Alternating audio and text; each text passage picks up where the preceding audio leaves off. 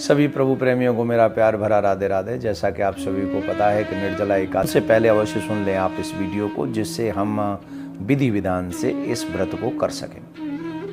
आप ये समझ लीजिए, इतना बड़ा महात्मा है निर्जला एकादशी व्रत का, जो मनुष्य शास्त्रों में लिखा है, बड़े बड़े पुराणों में लिखा है, ऋषियों के मुख देवर्षि नारद जी जैसे ईश्वर प्राप्त स्वयं भगवान के ही अवतार हैं, उन्होंने अपनी वाणी से निर्जला एकादशी का व्रत का वर्णन किया है।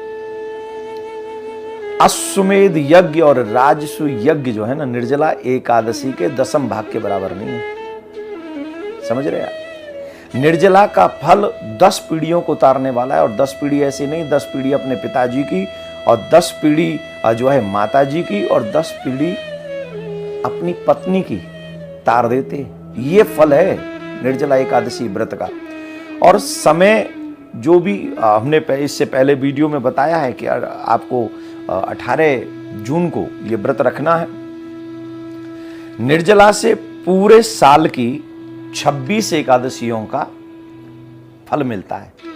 26 आप सोच रहे होंगे 24 होती हैं, पर जिस साल में अधिक मास आ जाता है उसमें 26 एकादशी होती हैं। तो जो व्यक्ति पूरे दिन व्रत न रखता हो, पूरे मतलब वो 12-26 एकादशी न रखता हो, मात्र एक निर्जला एकादशी व्रत कर ले, तो उसे 26 एकादशियों का फल प्राप्त हो जाता है। इसमें कोई संशय नहीं। और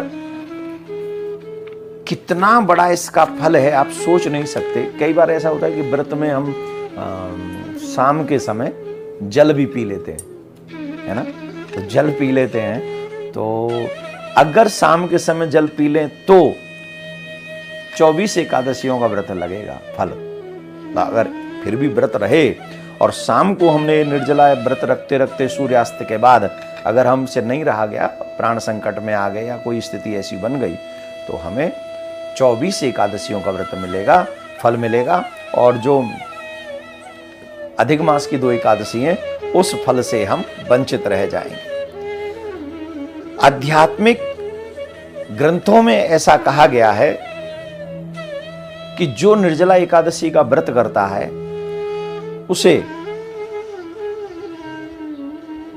आद दैहिक, आद भौतिक और दैविक सभी फलों की प्राप्ति होती है। और संसार के सुख मांगने वाले लोगों को संसार के सुखों की भी प्राप्ति होती है।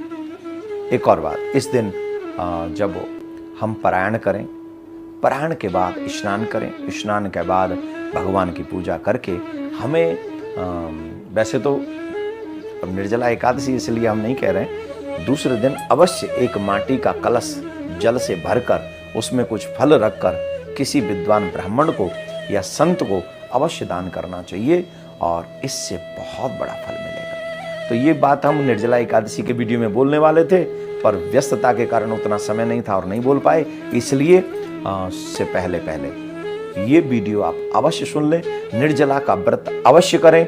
और जो छोटे छोटे बच्चे हैं, अगर वो मैं तो ये कहूँगा कि अगर वो जल के बिना ना भी रह सकें तो भी उन्हें कुछ फल फूल खिलाकर उससे व्रत अवश्य कराएं। उस दिन अन्न न खाने दें, ऐसा प्रयास आप सभी करें। बेटा हो या बेटी, 2 दिन भूखा रखो, दोनों एकादशी के दिन उसे अन्न मत खाने दो।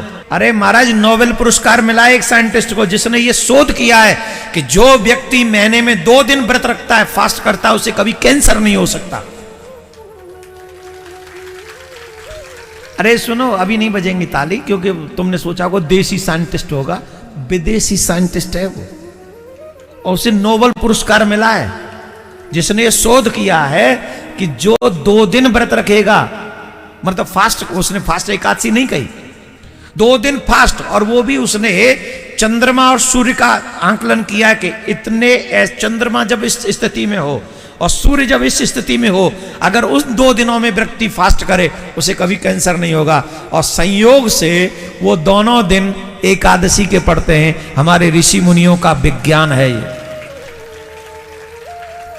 आज के वैज्ञानिक तुम्हारी बीमारियों का इलाज का दवा बना रहे हैं, और हमारे ऋषियों के विज्ञान ने ऐसी तैयारी की थी जिससे तुम बीमार ही ना पड़ो। करके देखो एकादशी का व्रत। और मुझे याद नहीं मैं कब से एकादशी का व्रत कर रहा हूं, ठाकुर जी की बड़ी कृपा है मेरे ऊपर। बड़ी कृपा है। और आप सबको प्रेरणा दे रहा हूं, अगर अपने बच्चों का हित चाहते हो तो महीने में 2 दिन उन्हें अन्न मत खिलाओ एकादशी के दिन। हमसे ये प्रश्न करते हैं, हमारी एकादशी बाद में क्यों आती है? कुछ लोग पहले एकादशी रहते हैं।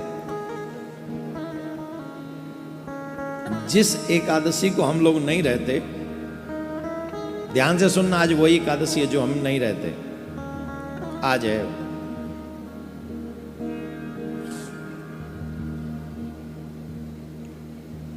जिस एकादशी में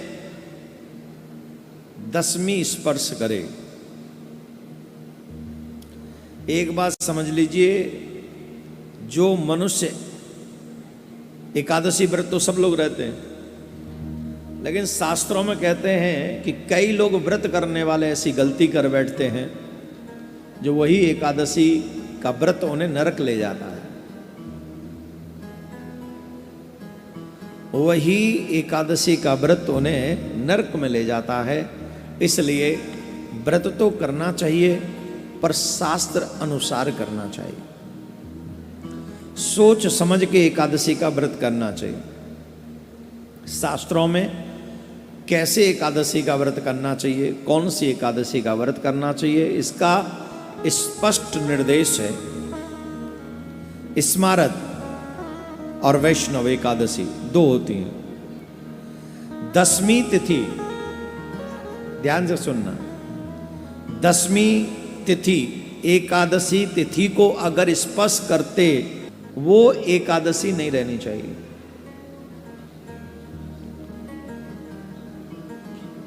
आपने देखा होगा मोस्टली कई बार ऐसा होता है कि 10वीं में एकादशी प्रारंभ होती, स्पर्श हो जाता दोनों का।